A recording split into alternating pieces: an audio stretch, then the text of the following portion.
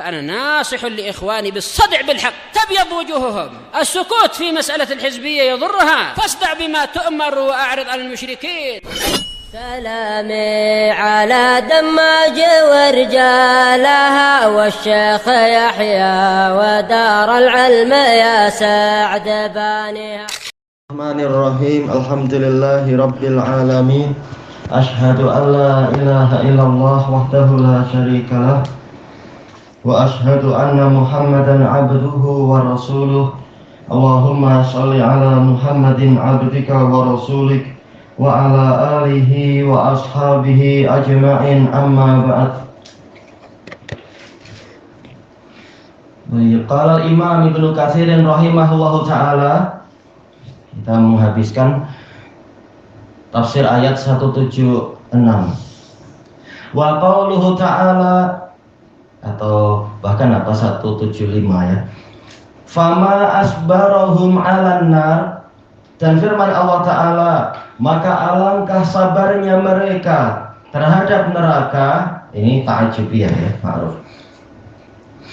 Baik.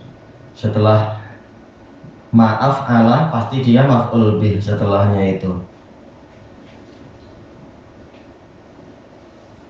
Fi mahalin nasab atau apa mansub, tergantung.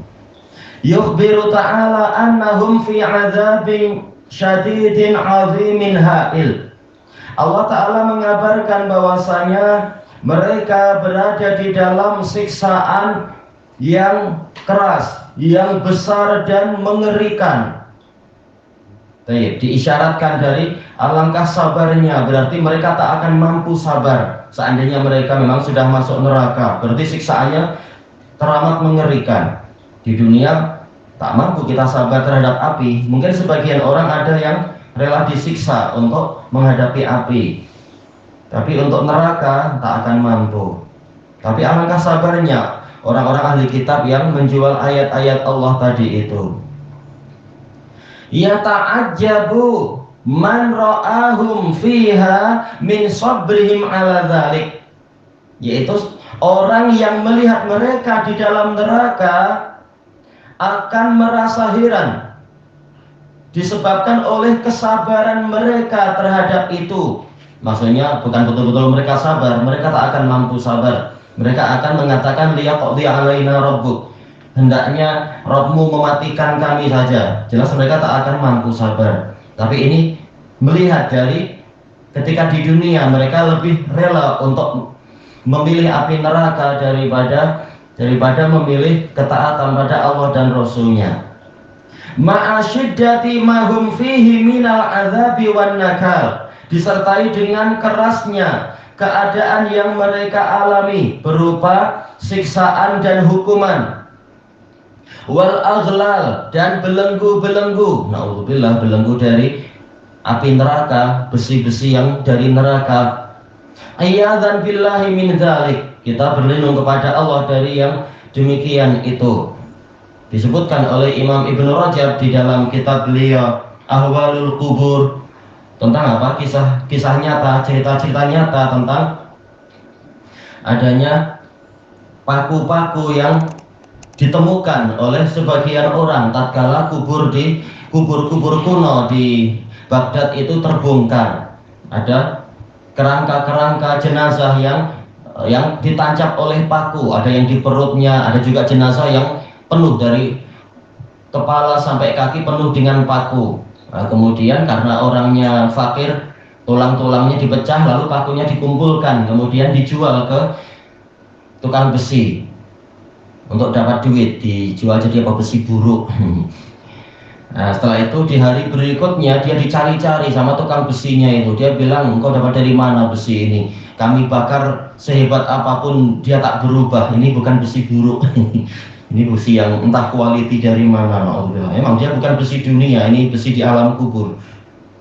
Oh ya, bagaimana dengan besi di hari kiamat nantinya? Na'udzubillah. Api dunia tak ada apa-apanya, jelas.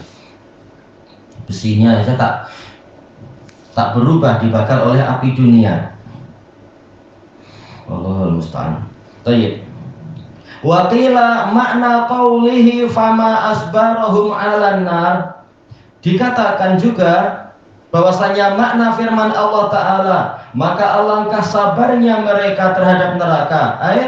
Ma atwamahum li'amalil ma'asi allati tubdi bihim ilan nar. Maknanya adalah alangkah sabarnya, alangkah kekalnya mereka, yaitu terus menerusnya mereka mengerjakan amal maksiat-maksiat, mengerjakan kemaksiatan-kemaksiatan yang menyebabkan mereka akan dibawa ke dalam neraka. Baik, jelas mereka tak akan mampu sabar. Siapa yang mampu sabar terhadap neraka? Tapi maksudnya adalah alangkah sabarnya mereka dalam melakukan maksiat-maksiat, kekal mau terus-menerus maksiat, padahal maksiat itu akan membawa mereka ke dalam neraka. Wa qawluhu dzalika bi anna Allah nazzala al-kitaba bil haqq. Yang demikian itu disebabkan karena Allah menurunkan kitab suci dengan kebenaran. Inna mastahaqqu hadzal adzab asyadid, yaitu mereka hanyalah berhak untuk mendapatkan siksaan yang keras tadi. Li'anna Allah Ta'ala anzala ala rasulihi Muhammadin sallallahu alaihi wasallam wa alal anbiya'i qablah kutubah. Karena Allah Ta'ala menurunkan kepada Rasulnya, yaitu Muhammad sallallahu alaihi wasallam, dan kepada para nabi yang sebelumnya kitab-kitabnya bitahqiqil haq, untuk merealisasikan kebenaran, untuk yaitu tahqiq, yaitu apa? Menjadikan itu betul-betul terjadi, untuk melaksanakan kebenaran. Wa ibtalil batil, ibtal yaitu izalah dan idhab, yaitu untuk menghilangkan kebatilan. Itulah tujuan diturunkannya kitab suci. Ini makna bil haq di situ, menetapkan kebenaran dan menghilangkan kebatilan.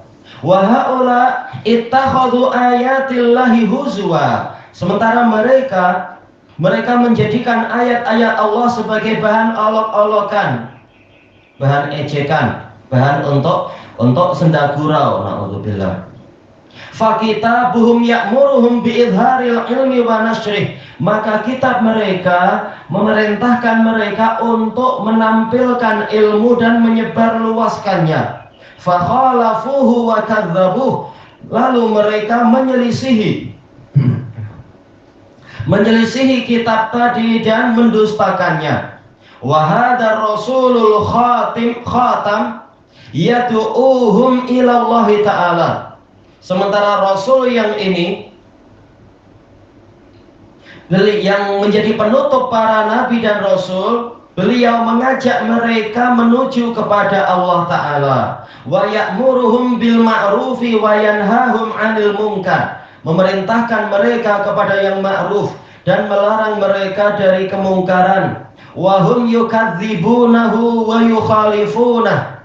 Dalam keadaan mereka mendustakan beliau, mereka menyelisihi beliau, wa yajhaduna, dan mereka menentang beliau. Baik, di hari kiamat tak ada yang terpandang kecuali ketaatan pada Rasul. Seluruh harta benda tak ada gunanya sudah, seluruh kebanggaan duniawi tak ada gunanya. Wa yaktumuna sifatah, mereka merahasiakan sifat Rasul tersebut. Fastahza'u bi ayatillahil munazzalati ala rusulih. Kemudian mereka mengolok-olok, mempergunakan ayat-ayat yang Allah turunkan kepada para rasulnya. Baik. Ini diantara hakikat olok-olokan, walaupun boleh jadi para Yahudi di masa itu tak berani untuk betul-betul menjadikan itu sebagai bahan sendaguro dan olok-olokan. Tapi ini adalah dari sisi hakikatnya, dari tafsir Ibnu Katsir di sini. Ayat-ayat menyuruh demikian, tapi mereka justru menentang dan mendustakan, padahal mereka yang memegang kitab-kitab tadi. Ini hakikatnya adalah mengolok-olok ayat Allah. Baik, falihadza stahaqqul adzaba wan nakal. Dengan sebab itulah maka mereka berhak mendapatkan siksaan dan hukuman. Baik. Walihadza qal, maka dari itu Allah berfirman, Dzalika bi anna Allah nazzala al-kitaba bil haqq. Yang demikian itu disebabkan karena Allah menurunkan kitab suci dengan kebenaran. Wa innal ladzina ikhtalafu fil kitab la fi shiqaqin ba'id.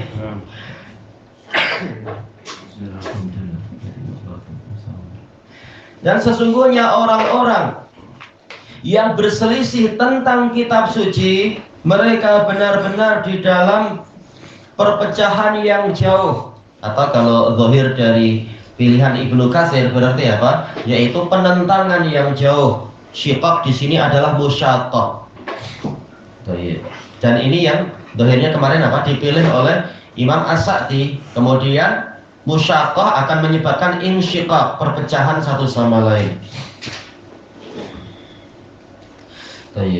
Nah, ini adalah inti dari pembahasan ayat-ayat tersebut, yang mana kitab-kitab terdahulu telah menyebutkan sifat-sifat Nabi Muhammad SAW. Namun ternyata para ahli kitabnya, para pendeta dan ulama mereka menyembunyikan sifat-sifat Nabi tersebut. Padahal sifat-sifat tadi itu sendiri di dalamnya ada tanda-tanda kekuasaan Allah. Nah, nanti kalau jadi insya Allah daras yang petang itu seperti yang diminta, memang apa kita akan membacakan mukhtasar apa yang diminta kemarin itu, Syama'il Muhammadiyah punya Imam Al-Albani. Nah, itu bagus kitabnya insya Allah, seperti yang diminta itu bagus dan tidak tebal. Untuk Karamatul Aliyah mungkin kita buat di sini kalau tepat slotnya di mana. Cuma memang dia tebal, perlu dicetak tebal. Kita masuk kepada tafsir ayat yang setelahnya.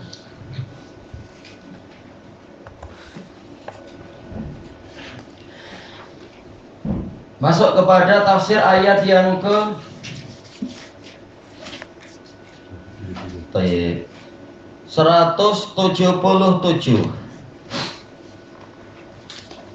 tentang firman Allah Ta'ala, laisal birra an tuwallu wujuhakum qibala al-masyriqi wal maghrib.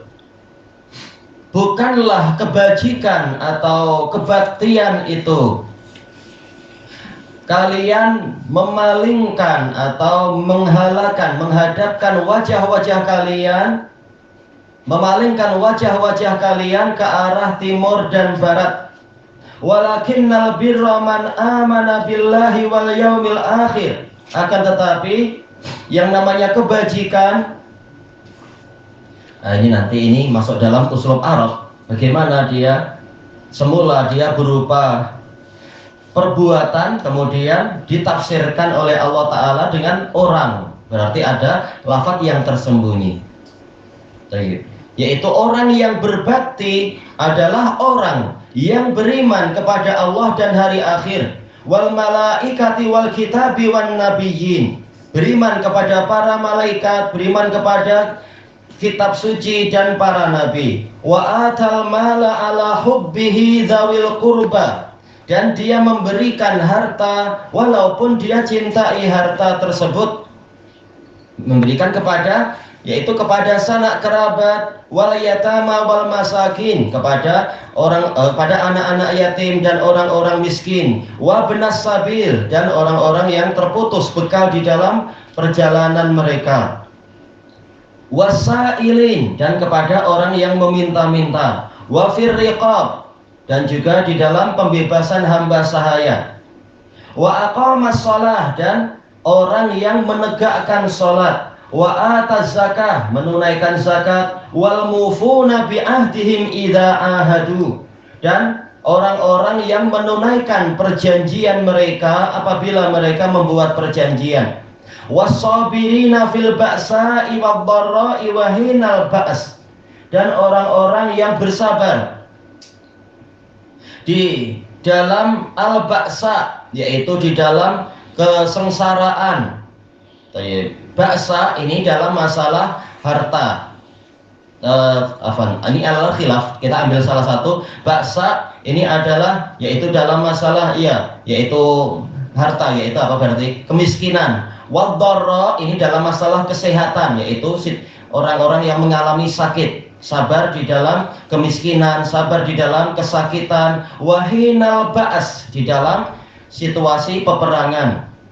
Ulaikal ladzina shadaqu, mereka adalah orang-orang yang jujur di dalam keimanannya. Wa ulaika humul muttaqun, dan mereka itulah orang bertakwa yang sebenar. Disebutkan oleh Al-Imam Sa'di rahimahullahu ta'ala, Allah Ta'ala berfirman, laisal birra an tuwallu wujuhakum, bukanlah kebajikan itu. Alnya di sini adalah istighraqiyah li kamalil jins, yaitu kebajikan yang sempurna. Baik. Kebajikan yang sempurna bukan kalian menghadapkan wajah-wajah kalian ke arah timur dan barat. Ya, yang terpandang bukan masalah arah timur dan barat, tetapi ketaatan. Kata beliau yaitu, ini bukanlah kebajikan yang dimaksudkan dari para hamba. Yang Allah inginkan dari para hamba bukan ini. Baik. Sehingga terbentuklah banyaknya pembahasan, banyaknya perdebatan di dalam keletihan yang tidak ada di bawahnya, yang yaitu tidak ada hasilnya kecuali perpecahan dan perselisihan. Ya, intinya bukan masalah itu. Perdebatan di antara orang-orang ahli kitab sendiri, karena selalu apa? Mereka yang menjadi objek pelajaran bagi umat ini. Allah jadikan mereka sebagai pelajaran. Perselisihan antara Yahudi dan Nasara. Nasara mengatakan yang betul ke timur, karena kalian orang Yahudi adalah kafir. Kami wajib menyelisihi orang kafir.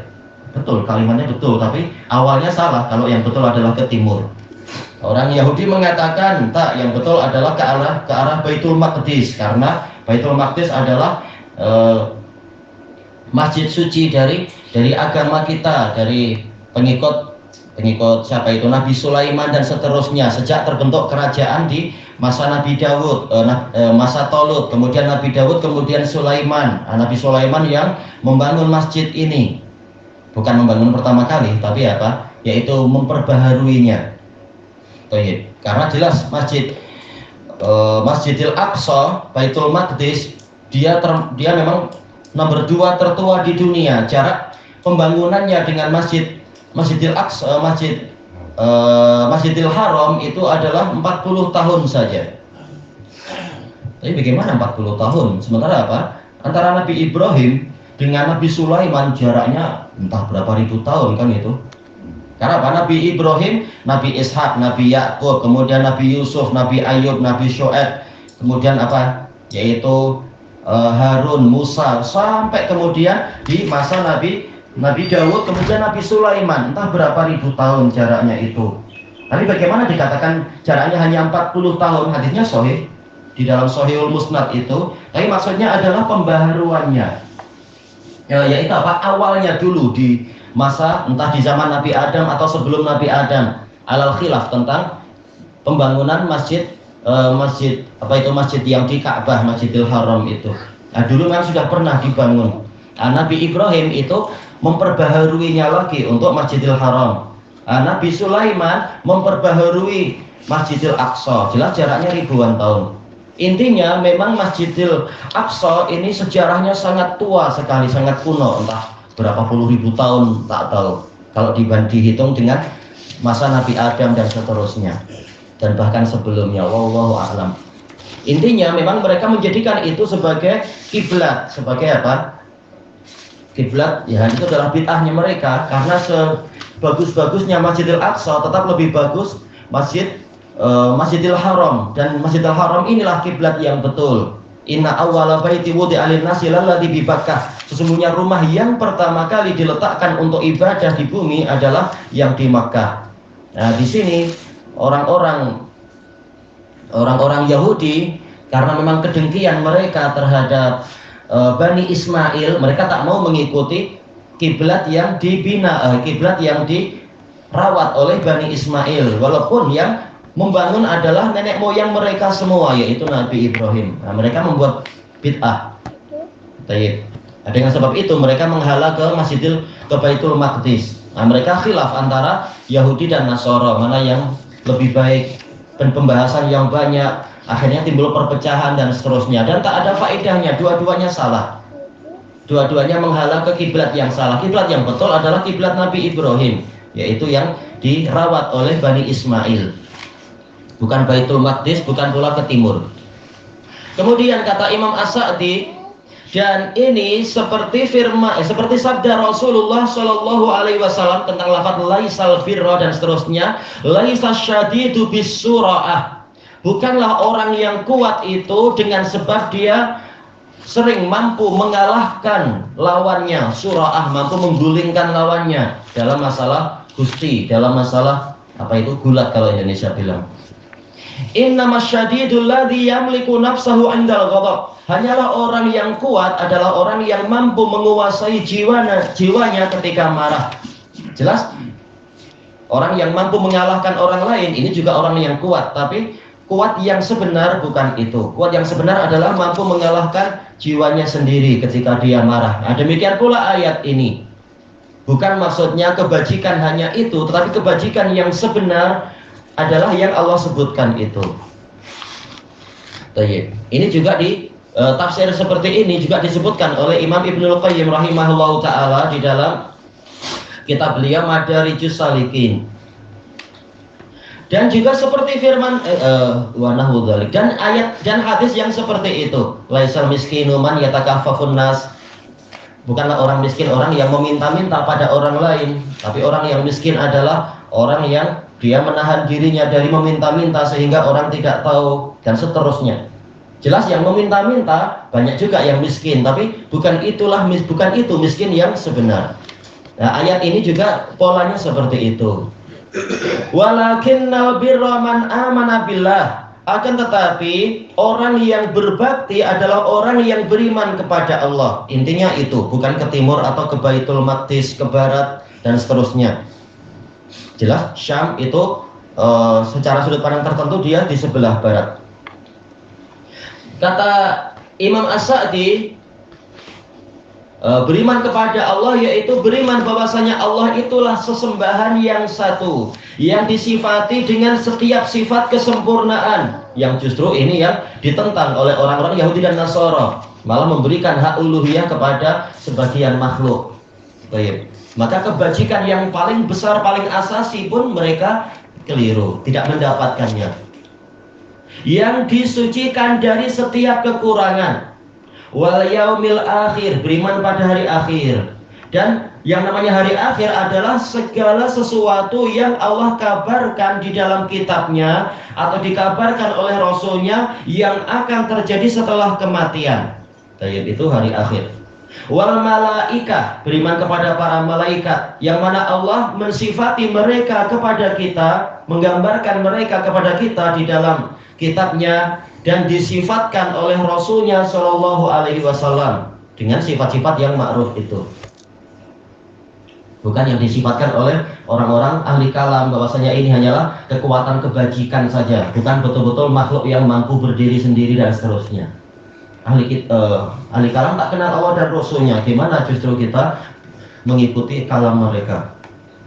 Wal kitab, yaitu jenis kitab yang Allah turunkan. Baik, kitab manapun yang memang Allah turunkan, semuanya masuk di sini. Baik. Dan ini terkait dengan ayat-ayat sebelumnya yang mana orang-orang ahli kitab justru menyembunyikan hakikat dari kitab tadi. Mereka tampilkan namanya.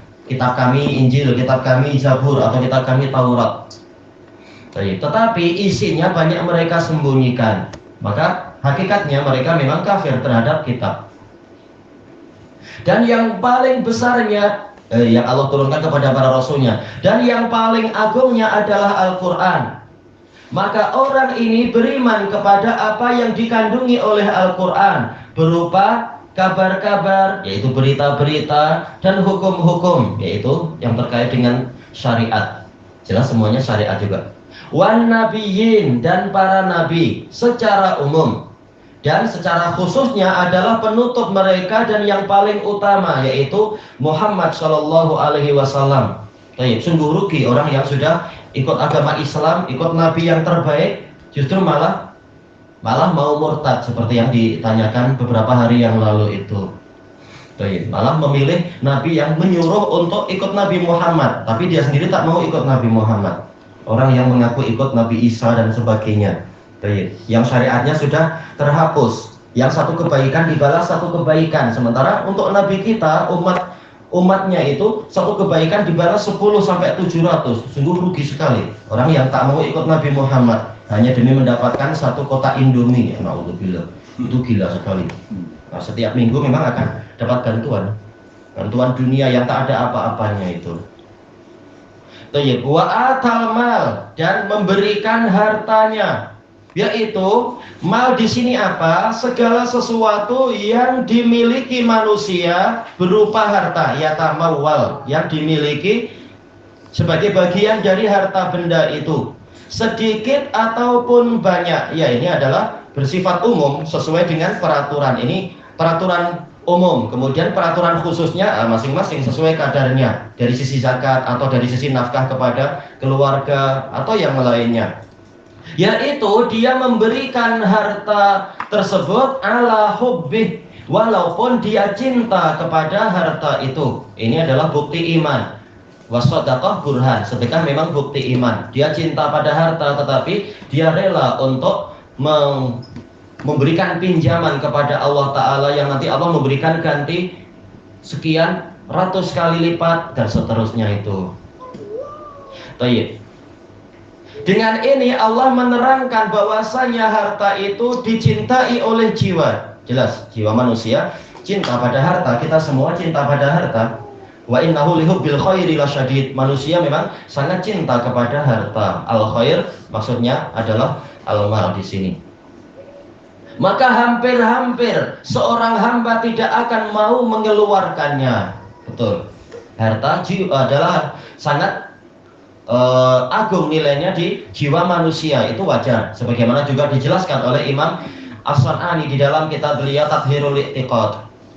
Maka barang siapa mengeluarkannya walaupun dia cinta pada harta itu, karena dia mendekatkan diri kepada Allah Ta'ala, ingin mencari kedekatan kepada Allah Ta'ala dengan menebus memakai sebagian hartanya, maka ini menjadi suatu bukti tentang keimanan dia.